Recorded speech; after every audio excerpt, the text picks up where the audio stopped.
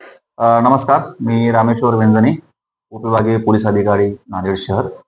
आपण आगामी जो गणेशोत्सव आहे, तो 6 तारखेला संपूर्ण नांदेड शहरामध्ये त्यांचं विसर्जन होणार आहे आणि पोलीस प्रशासनाने त्याची 100% अतिशय चांगली तयारी केलेली आहे.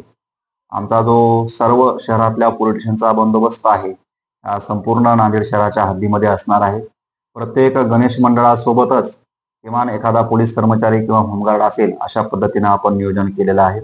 शहरामधले जे सर्व महत्त्वाचे घाट आहेत, मग ते घरगुती विसर्जनासाठी असो किंवा सार्वजनिक विसर्जनासाठी असो, त्या ठिकाणी पूर्ण तयारी आपण केलेली आहे.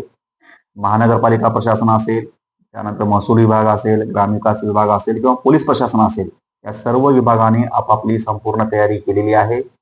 MSCBने असेल, त्याचप्रमाणे PWDनं असेल, रस्त्याच्या कडेला असणाऱ्या झाडांची संपूर्ण त्यांनी काळजी घेतलेली आहे, कटिंग केलेली आहे.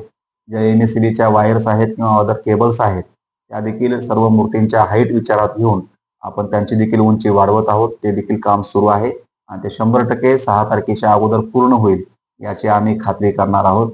त्याचप्रमाणे जे समाज विभागात लोक आहेत किंवा ज्यांच्यावर क्रिमिनल रेकॉर्ड आहे, अशा सर्व लोकांना पोलीस विभागामार्फत प्रतिबंधक कारवाई करण्यात आलेली आहे. अशा लोकांचे 163चे आदेश पण प्राप्त झालेले आहेत आणि त्यांना हे जे 2 दिवस आहेत, ते आपण शहराच्या हद्दीबाहेर राहण्याच्या सूचना त्यांना दिलेल्या आहेत किंवा त्यांना मिरवणुकीमध्ये सहभाग घेण्यापासून आपण 100% मनाई केलेली आहे. त्याची अंमलबजावणी आपण करणार आहोत. त्याचप्रमाणे या वर्षीचा उपक्रम म्हणून आपण DJ मुक्त गणेशोत्सव साजरा करण्याचं ठरवलेलं आहे आणि त्याची अंमलबजावणी तंतोतंत होईल, हे पोलीस विभागामार्फत आपण याची खात्री पण करणार आहोत. धन्यवाद.